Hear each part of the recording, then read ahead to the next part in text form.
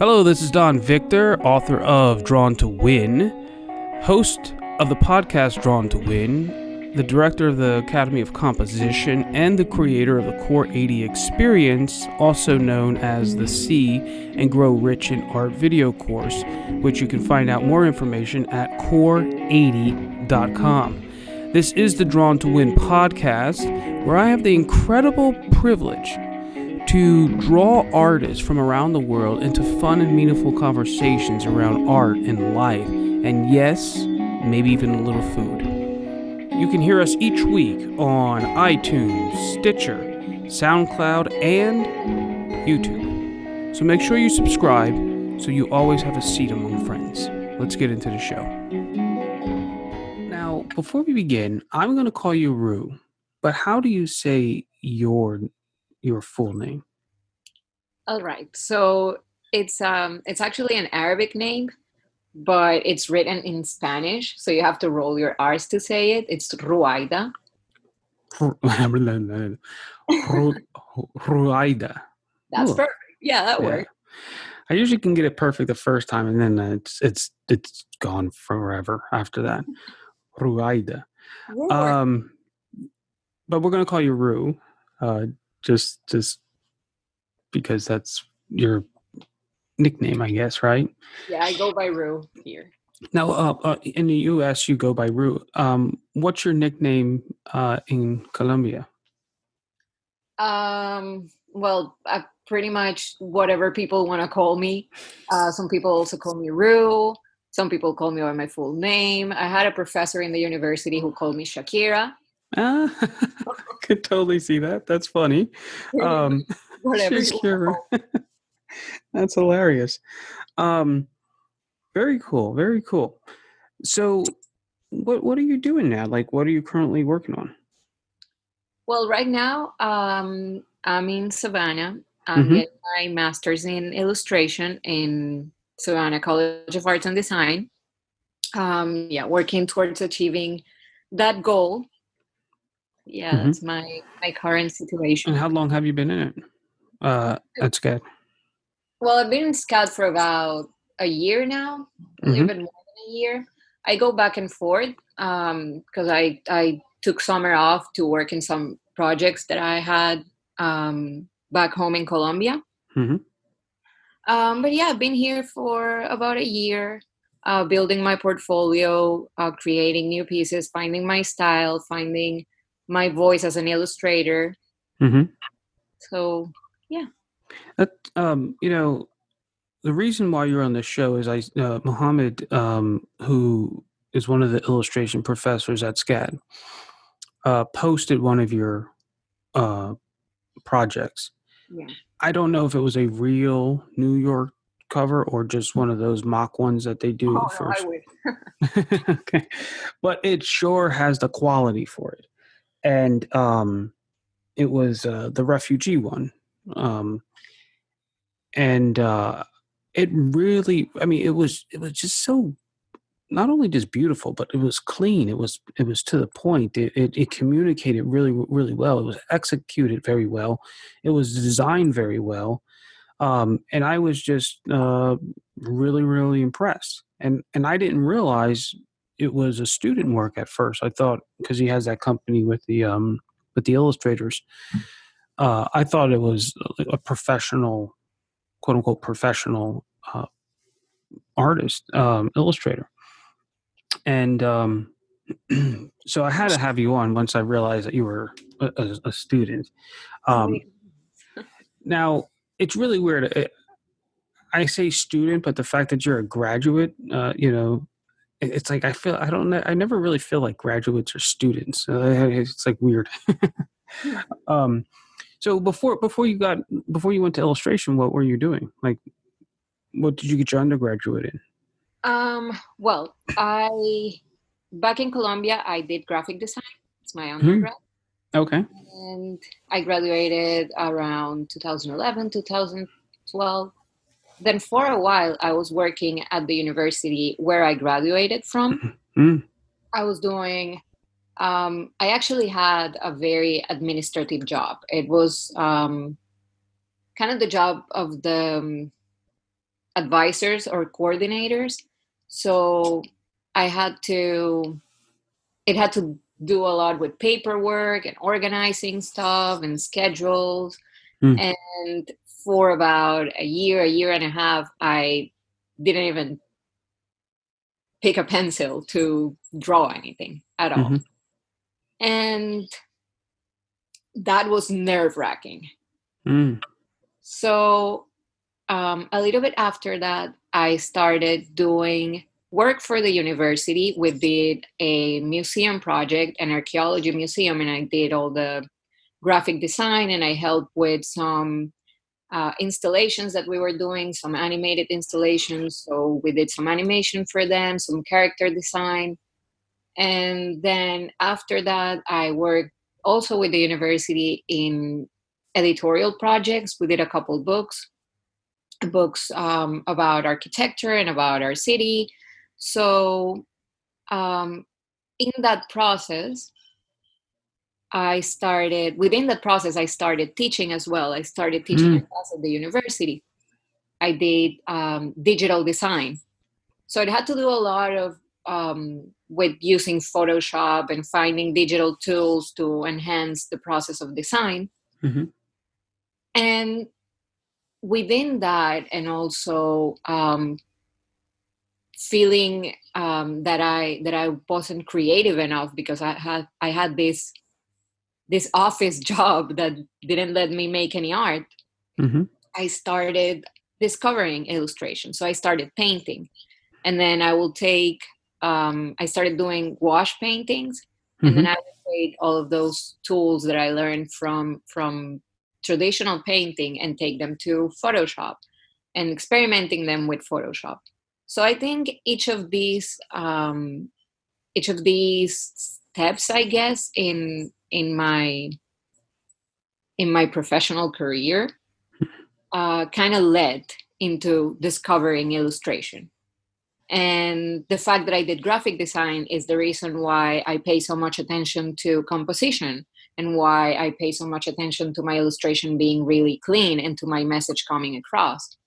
But the fact that I painted is why I started finding that personal style. So, and the fact that I got to do that I got to teach is also the reason why I became so passionate about education and about encouraging people to follow not just their dreams, but to develop the skill set that they have. So I think each part of this process was super important and led me to what I'm doing right now. Mm-hmm. And it was a little bit nerve wracking at first because it was leaving a really stable job in my hometown that I've never left where I've never been out of it in my Oh life. wow. And I mean, I've been out of it on trips, but never lived anywhere else away from my family. And then, um, especially saying goodbye to that paycheck and being like, okay, I'm gonna follow my dream, follow my passion, and that's when I applied to SCAD. And Now, luckily, why did you choose SCAD out of all of the other places in the world? Why well, SCAD? we had a visit from a SCAD person in our university, and he was like promoting the graduate programs, and he had an appointment with me, and we were talking about like, hey, so how can we let the students know this information? I was like, I also want to know this information. So I started researching SCAD. I started researching other schools. I took a summer program in Parsons in New York, Hmm. and um, I started just like researching the different possibilities. I was very interested. As I mentioned, I worked in a project that involved animation. Mm-hmm. So I was very interested in animation for a while. Not animation itself, but the visual development process. Mm-hmm. And I looked up the top animation schools. and there was Callards and Ringling, and I noticed that Scat was in there as well. So it was like Scat kept showing up. So I researched, I applied. They do interviews. They did an interview in my hometown. I showed up. They saw my resume. They noticed that I wasn't a teacher, so they offered me an educator's scholarship. So that was pretty much like the Oh, last, that's cool. yeah, like the last thing that I needed to decide. Okay, so it's gonna be Scott. It's nice. Yeah, so that's That's how it. cool. And do you remember the first day that you stepped into Savannah? Yes. Oh, tell I us a story around that. so I'm Actually, tell me a story about this. Not just your first day in Savannah. I want to know your first experience with those damn palmolive bugs. with Those the big ass 3-inch roaches. everyone has a story about that. Hell yeah. And it can be one about one of the flying ones or just one of the nasty ones that are about the size of a mouse. No, but yeah, I want to hear one of those horror stories. Okay, so okay, first day in Savannah. Um, First off, I'm a chicken, so I spent the 2 months before coming to Savannah researching about everything that happened during the Civil War and all of the ghost stories. Exactly. Yeah, Uh huh. everything that could make me more afraid of Savannah, I knew it. So, like, I know the squares that are haunted. I know a bunch of creepy places around the city. Uh So huh. I coming and I expect to see this horrific, um, terrifying ghost town, and I see this charming southern, beautiful city with lovely architecture, historical places. So it was very charming at first, Savannah. At first. And then well, my first quarter I spent it at SCAD student dorms, Which and one? I had a roommate there. And one day I go in the kitchen and there's a glass turned upside down with one of those giant bugs inside. And I yelled, and I'm like, my roommate comes running to the kitchen. Is like, "What's going on?" I'm like, "Are you doing some kind of freaking science experiment? What is this? Like, what did you give to this animal? Why is it This so?" animal? And she was like, "Yeah, it showed up, and I didn't want to kill it." Wow. So yeah, that I was hope you guys threw that glass away then. She like just washed it out. into the trash. Um, yeah, those things are freaky. Those things are freaky. I remember once walking down and I thought I saw a shadow of a tree like going across the park. I mean, across the road until it started moving. And it was, I don't know how many of them. It was like a whole bunch of these bugs. And when I say bugs, just for the people who are listening, and what they are for us northern folk is like giant cockroaches. Okay, cucarachas. Like they're that's basically what they are. And they're just nasty. Uh, but you kind of get used to them pretty quick. Well, kind of used to them, you know. Uh, Yeah, like this become part of the scenery. yeah, yeah, exactly, exactly. Um, so you're in Savannah. Uh, what did you do when like tell me this a story around a project that you worked on that at that moment you're like, you know what, I I'm getting this. I'm where you began to see yourself really, really, being an illustrator. Or did that happen before you came to Savannah? Um, well, it happened. It definitely happened before I came to Savannah. As I said, like working on all these projects, um, I realized that graphic design for me, it Mm-hmm. was limiting. Like Mm. there was only so much that I could do with it. And I also do a lot of hand lettering, and Ah, so nice. I draw a lot of letters, and I realized that I enjoy drawing letters more than picking a font or, like um, working on the composition of a website or a page or anything. I What I enjoyed most was the drawing part. Mm-hmm. So then when I worked in animation a little bit, I realized that I did not enjoy moving the characters. I didn't enjoy that part of the process, but designing them, the Mm. environment and how they're gonna look and how each of the characters are gonna look and present themselves and their outfits and their personalities. That's what I was interested in. So um, and then as I started painting and painting more, I realized that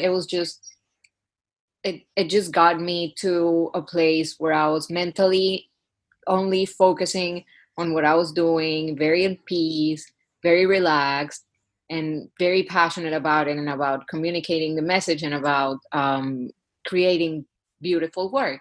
Mm-hmm. So that's when I said, this is definitely what I'm supposed to be doing. I'm supposed Cool. to be drawing. And then one night, a friend of mine um, sends me some bits of a book Mm-hmm. that um, that says, I'm gonna paraphrase a little bit, but it says like if you're in the darkest hour of the night and it's not what you do, like in that case it was writing, what you do is not what you're thinking about and what makes you passionate, then you shouldn't be doing it.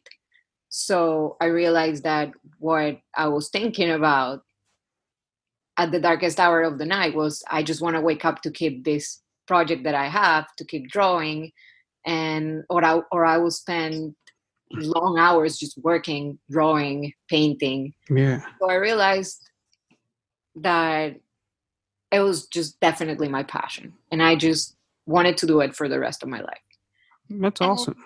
yeah, that was an amazing process. But coming to Savannah was also very eye-opening because the more that I learned about illustration itself, the more I kind of feel like there are certain markets that I fit in Mm-hmm. and others. So um, I don't think anymore that animation might be my main goal or market, but maybe editorial.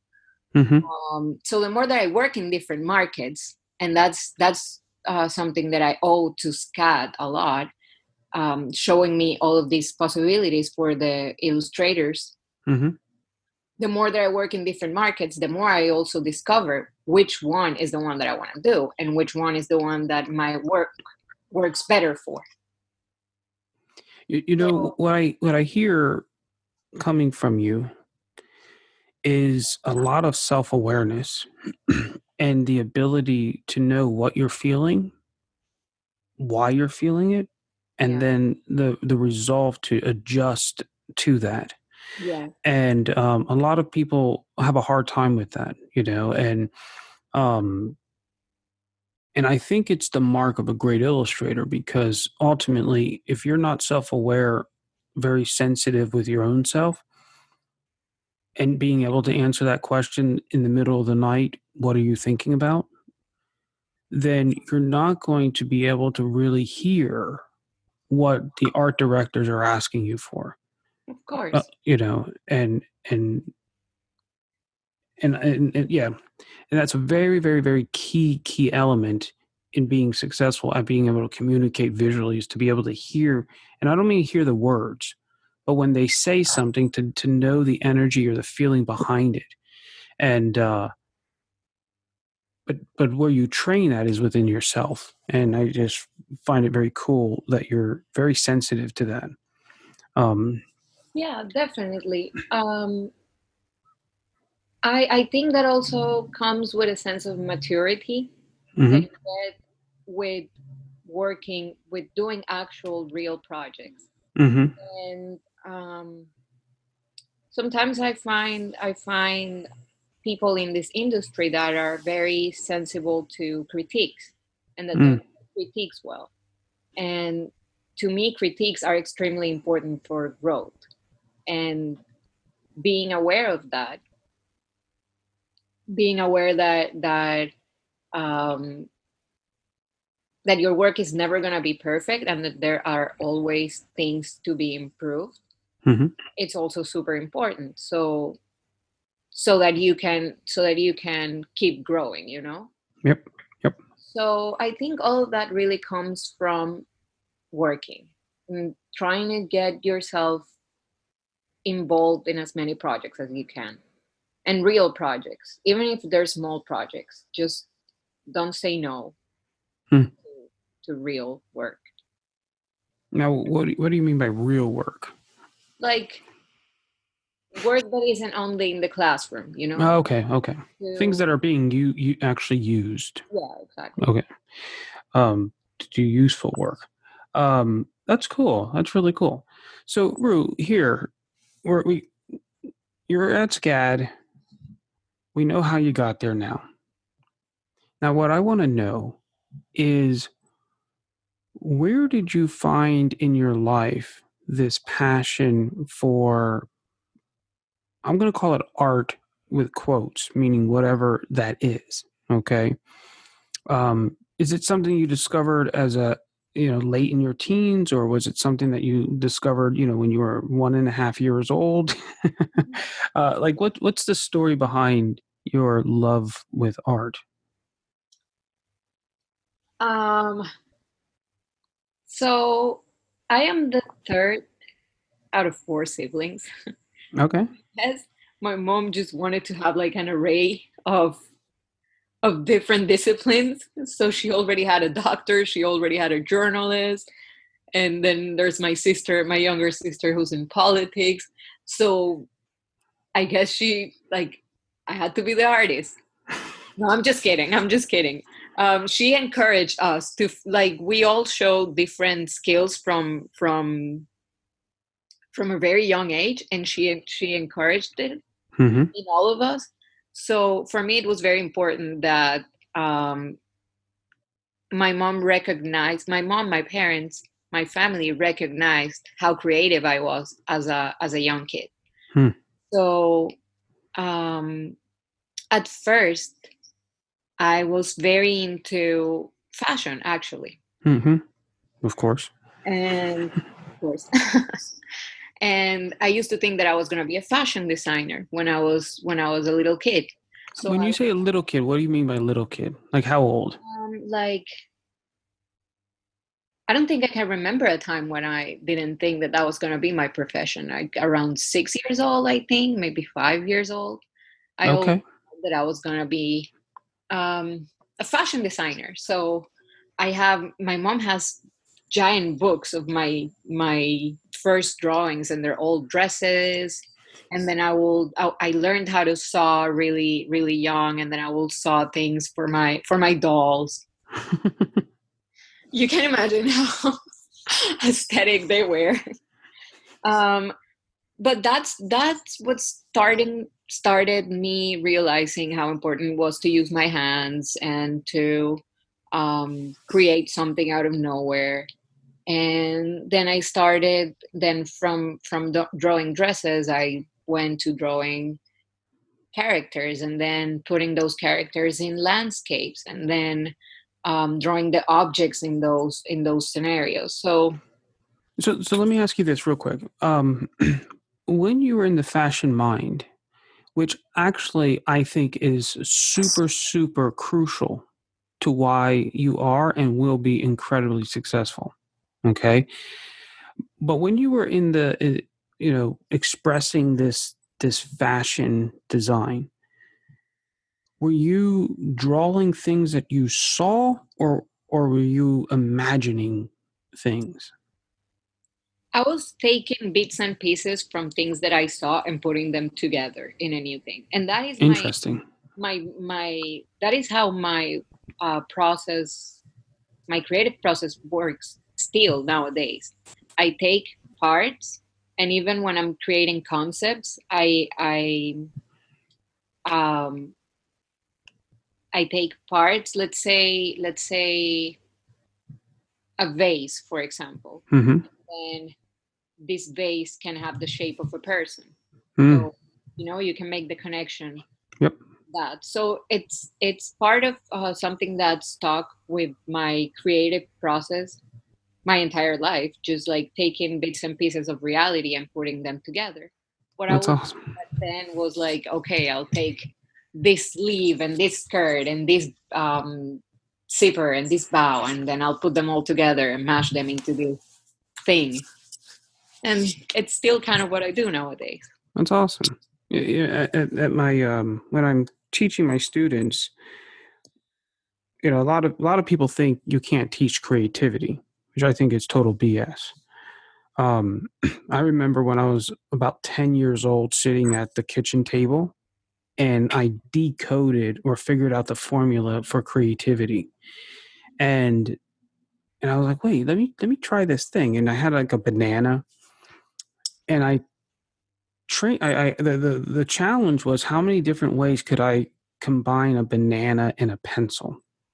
So I had like a banana sitting by a pencil. Then I had like a banana cartoon with a pencil in its ear.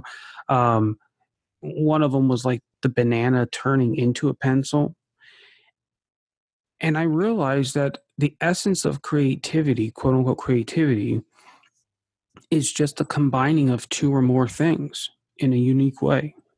Yeah. Period. And one of Steve Jobs's quotes was just that, like, and a lot of great thinkers and designers ultimately come to that point where they're just saying creativity is just a combination, combining things that already exist in a new way.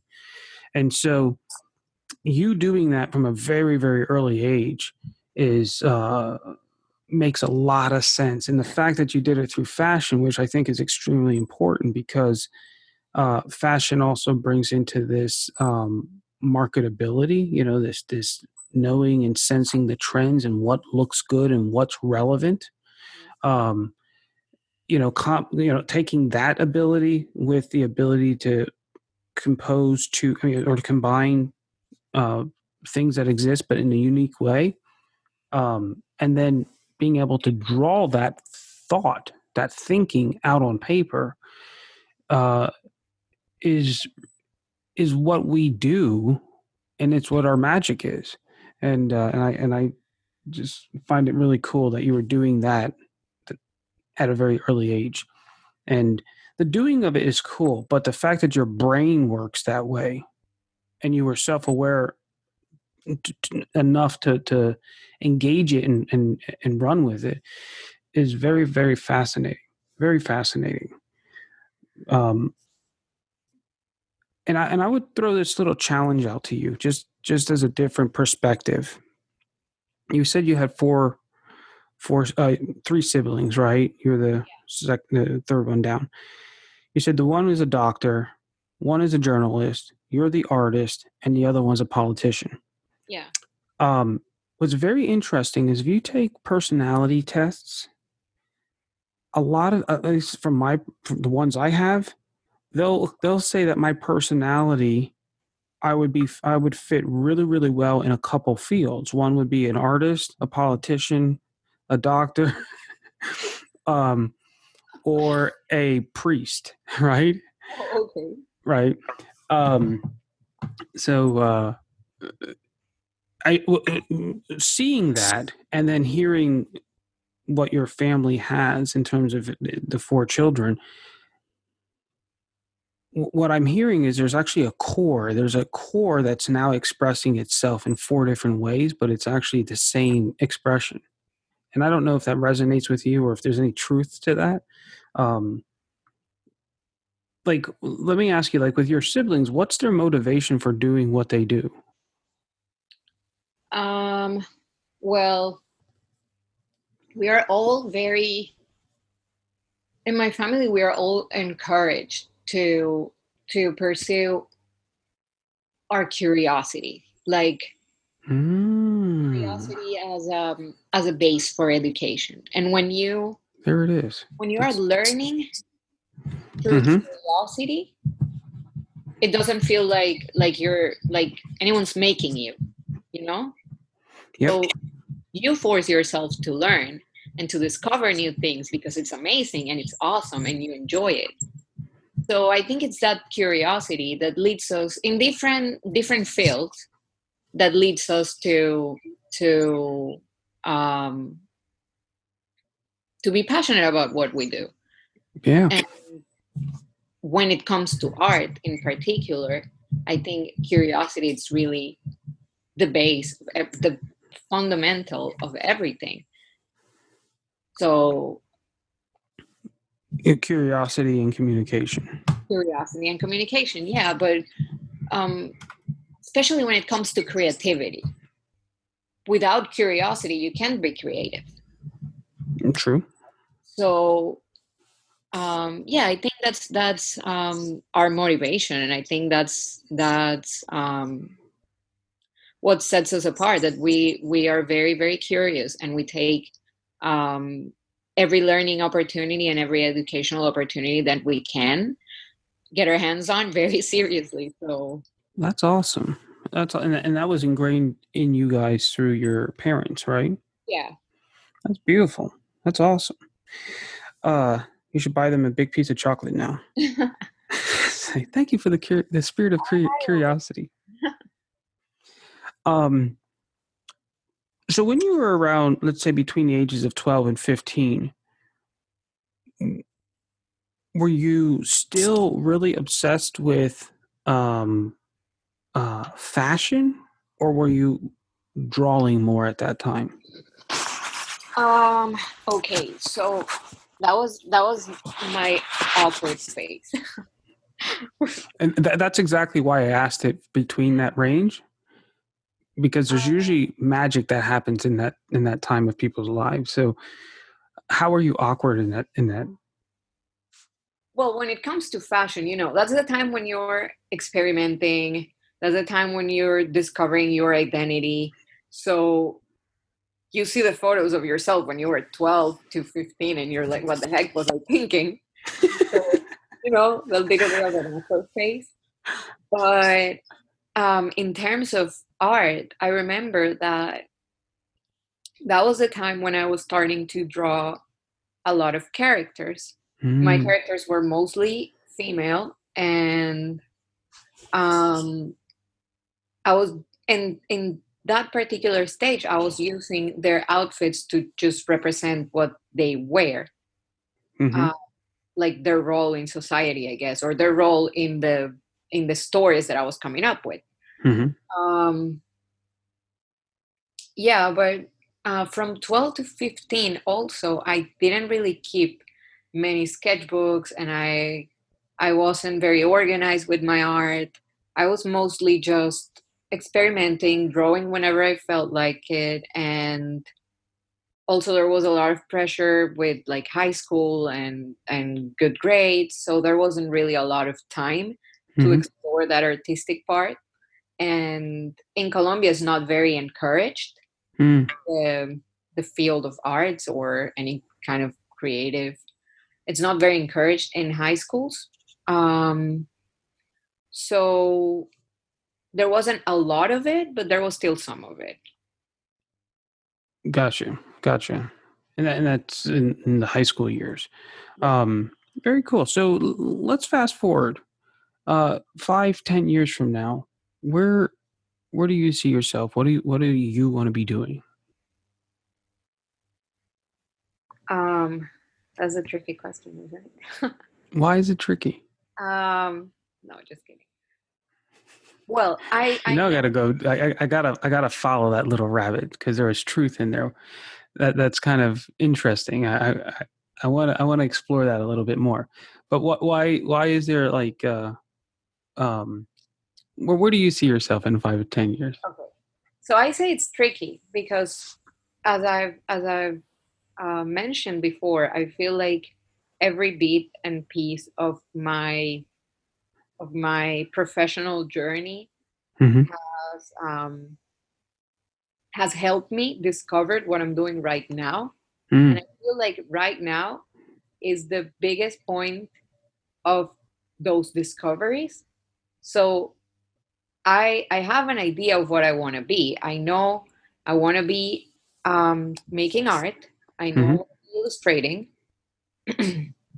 I know the markets that fit my work and my style better, but I don't know exactly what kind of projects I could get myself involved in.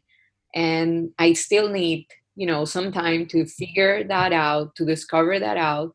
But I'm pretty much open to possibilities. What I would love to do Mm-hmm.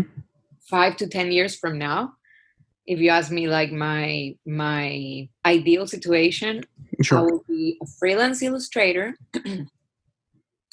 and a part-time educator. Oh, wow. So that is Why my, is that important to you, the education?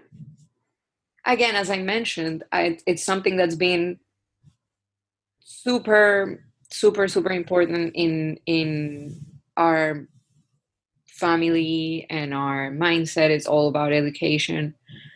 And also, there's there's a sense of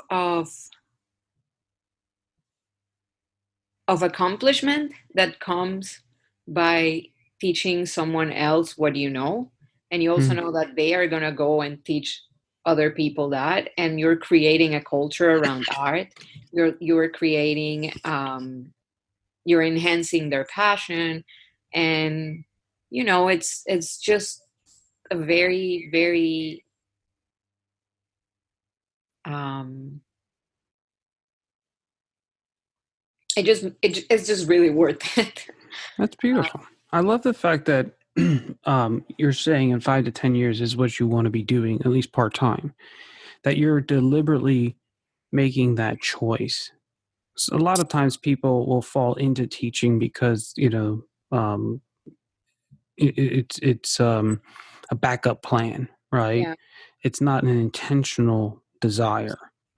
I remember when I was in high school, there was a girl, and we were talking about what colleges we were going to go off to, and she said, hey, I'm going to go to this college, and I want to go for teaching English classes. And so I challenged her. I said, well, why would you want to do that? Like, why do you want to become a teacher? Normally, people will respond this way, at least in the States. Oh man, it's secure. It's something, I can go to the local college because I didn't really want to, take the risk of going too far away. And I get my summers off, right? Yeah. So it was all like these, valid benefits, but there was no passion to it. There was no purpose to it. And this girl says, "I want to teach people how to love reading like I love reading." And I just thought that was one of the most incredible um, answers, and I like what you're saying because it's very similar to that. We talked about the what your parents gave you, the gift of curiosity, and that respect for education, and so yeah, I totally can see you be not only being a great illustrator but also a great teacher or facilitator of education, Thank you. um, because you're already making that decision to do it, and the source of wanting to do it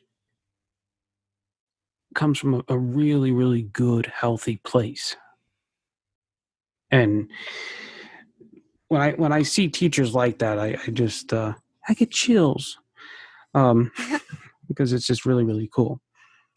Um, what as a graduate student, there's people out there who are working in a job. They kind of have been set on a path, and they feel a call within inside of themselves that, they realize that, I can keep doing what I'm doing, but there's something that's summoning me. It's calling me. It's the, and they hear the voice. But most people are terrified. They get scared to follow it. And you made the choice. You did it. Um, how would you encourage those people? It might be an artist who wants to maybe go in a different direction, or maybe take that trip across the world to go paint. Whatever it is that basically is going to require them breaking where they are right now and moving to, like, taking a huge step of faith and leaping into another realm. Um, how would you encourage those people? Well, this is what I used to tell my students a lot. Um, you have a goal, right? Mm-hmm. Aim the highest. No matter if you believe that you're not gonna make it, just aim there and follow every step that you need to reach that goal. Now, if you don't start that path towards that goal, you are the one who is you're the one who is forbidding yourself of Mm-hmm. ever accomplishing it. And what if you find happiness in the middle of the road? What if you find accomplishment and what if you find success in the middle of the road? You will know that you set your goal higher and that you found yourself within that goal. So, what's important is to take that first step. And the only person who can make that decision of taking that first step is you. And the worst decision that you can make is just stay in your comfort zone and never making that jump, because it's gonna backfire, because you'll be 5, 10 years from now just asking yourself, what if I'd made that decision 5 years ago or 10 years ago? Yeah, and you would rather have that conversation. Thank God I made that decision. Yeah. Yes. Well, I like what you said about, you may, set the goal, take the first step, and keep making steps towards that target. And and what I like about what you said is that, which is something that I really haven't heard anyone else say before. You actually might find your authentic self, your yourself, in, somewhere along that path, Oh, even yeah. if you never hit the goal. And I think for a lot of people, when they set a goal or a target and they start moving in that path, it's like they feel like a failure because they never hit the target, and they're not realizing that they've grown from where they were. Definitely. I say it from my own personal experience.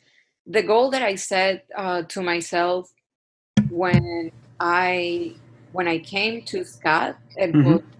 I'm gonna be a visual development artist for a really big animation company. And that was my goal. That's what I was following. And along the way I've realized, so maybe animation is not my market.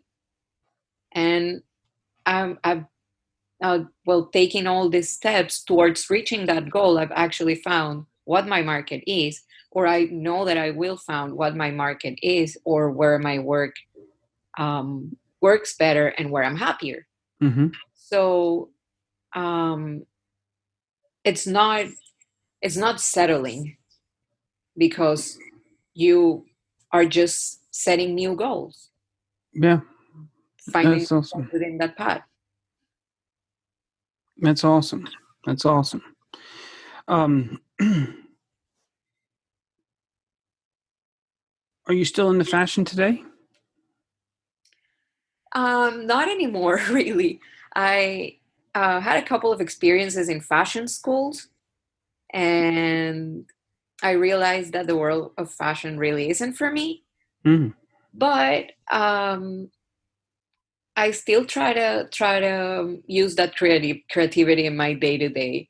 So I I really enjoy putting together outfits in the morning, and I don't care if I'm going to class or if I'm going to a party.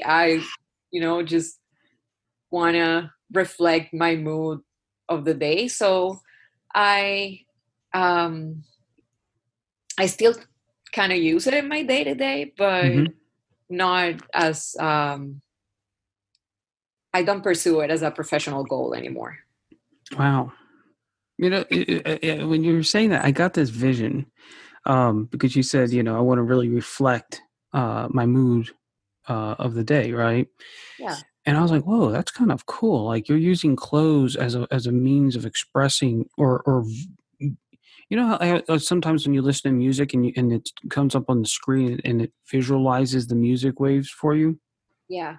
It's kind of like that. Like, okay, this is how I feel. Nobody can see how I feel unless I express it somehow through my feelings, through my words, through my actions, in this case, through my clothes. Um, I think that's really, really powerful. And what I saw was, and maybe you might be interested in this project for yourself, a book that walks people through different ways of expressing, or different people who express themselves through their clothes. And that would might that could be a really cool interview series, where you're just talking to people. And I'm just saying this generally, not specifically for you, but unless you want it, you can take it and run with it. I don't care.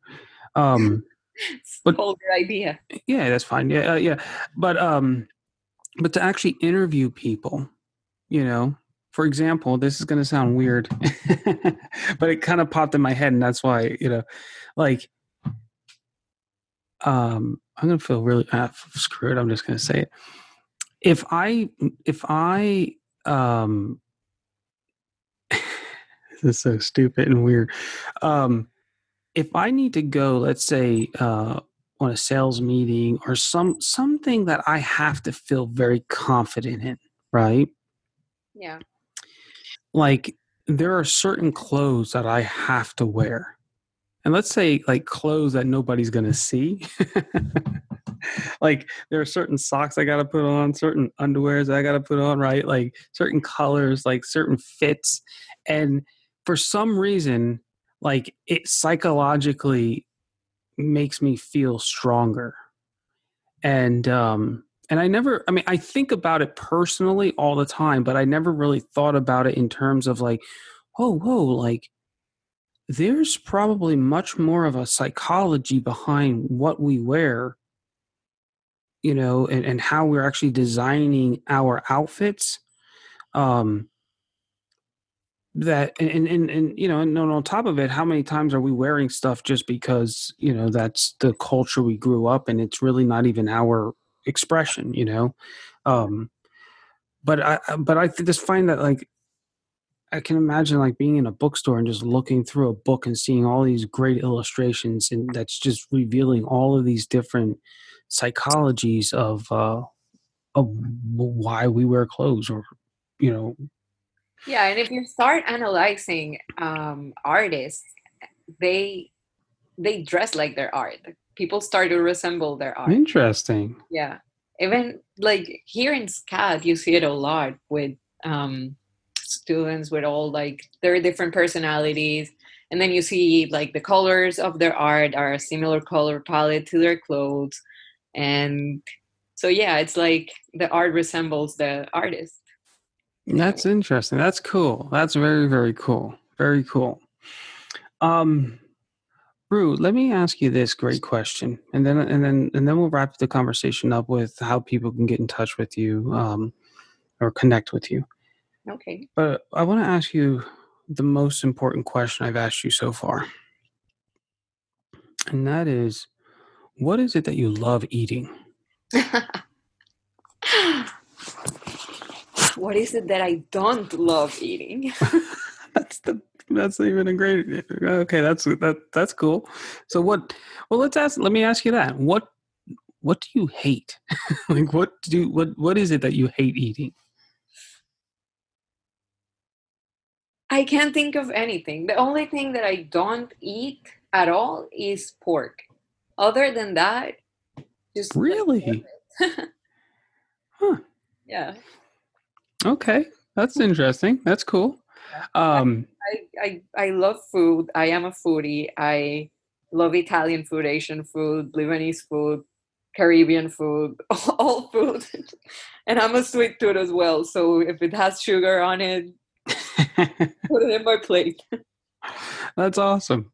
Um, what's one of your favorite postres? Um, anything with chocolate, chocolate and dulce de leche. Oh, Like nice, nice. yeah, any kind of like caramel, creamy. Just like you now I'm hungry. That's why I asked this question at the end of these conversations. Um, But yeah, just like chocolate cake with vanilla, hot chocolate cake with vanilla ice cream and caramel syrup. oh, that sounds so good. Now, you're Lebanese, um, which is interesting because when I grew up, I was thinking, oh, South America, Central America, that's Latin people, and I was blown away when I found out how many Arabic people live in like in Honduras, Brazil. I remember when I was in SCAD, I met this girl named Soraya, and she was one of the coolest people I ever met. Um, and she was from Brazil, but she wasn't Brazilian. Like, I mean, but I think she was from Lebanon, actually. Are you sure you didn't meet my mom? What was that?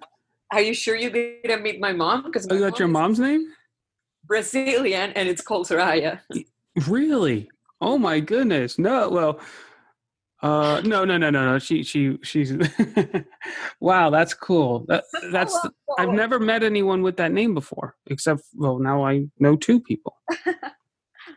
Wow, she was so cool that I actually entertained the thought of calling one of my daughters Soraya, and wow.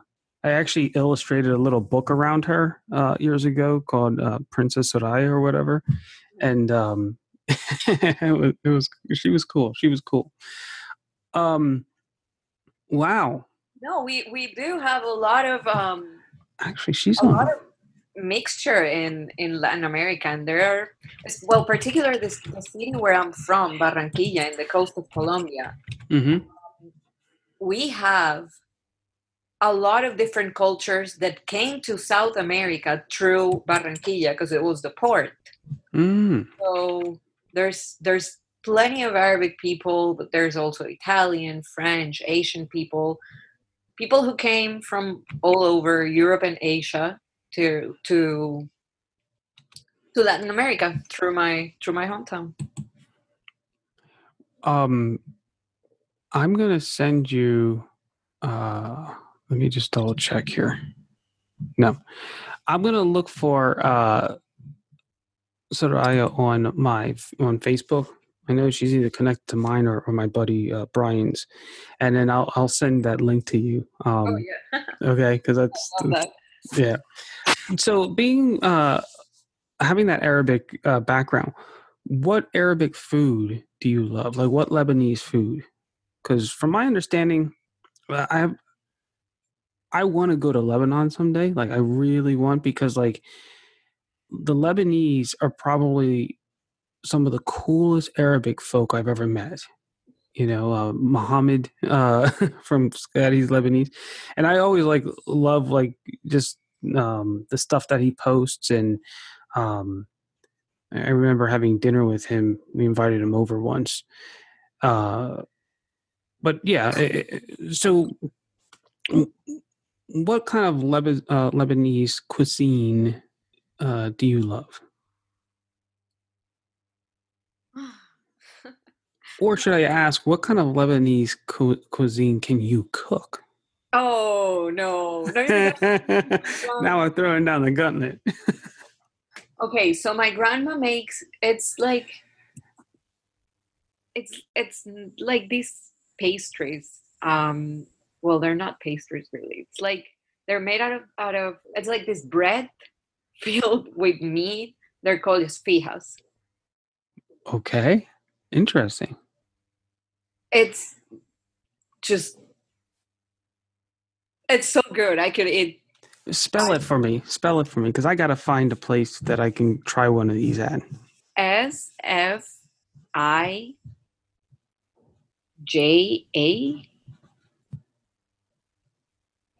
Sophia. I mean, how do you say it again? Fija. Sophia. Okay. It could be Um, SFIHA as well. S-A. Oh, thank goodness Google's here. Um, oh, wow. That looks so freaking good. Oh, my goodness.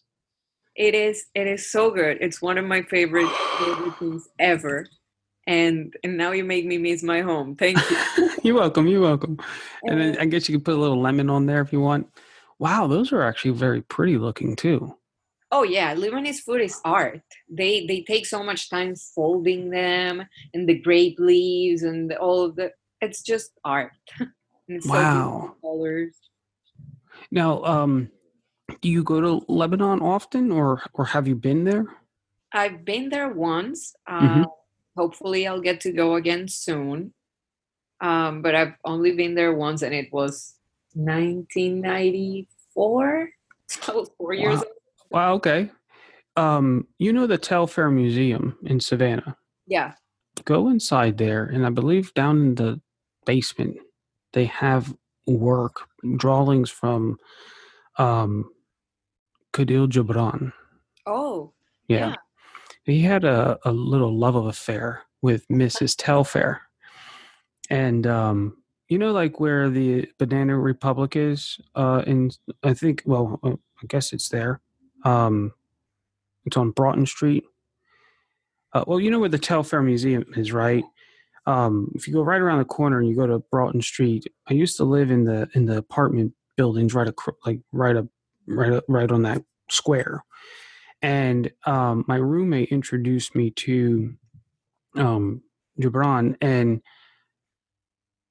it wasn't until I left Savannah and I went to Puerto Rico that I actually started reading his books.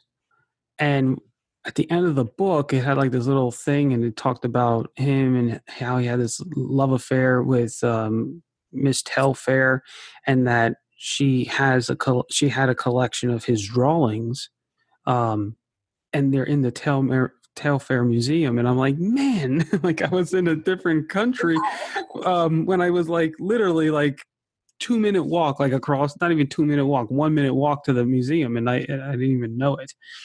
Um, but yeah, go check those out. It might be That's awesome. I will, a definitely. surreal moment for you. To the Delta, but never to the basement.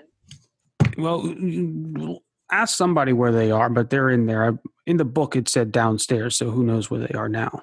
Um, Awesome. but yeah. So, um, room Yeah. or Ruaida? Did I say that right? Did I keep it Perfect. close?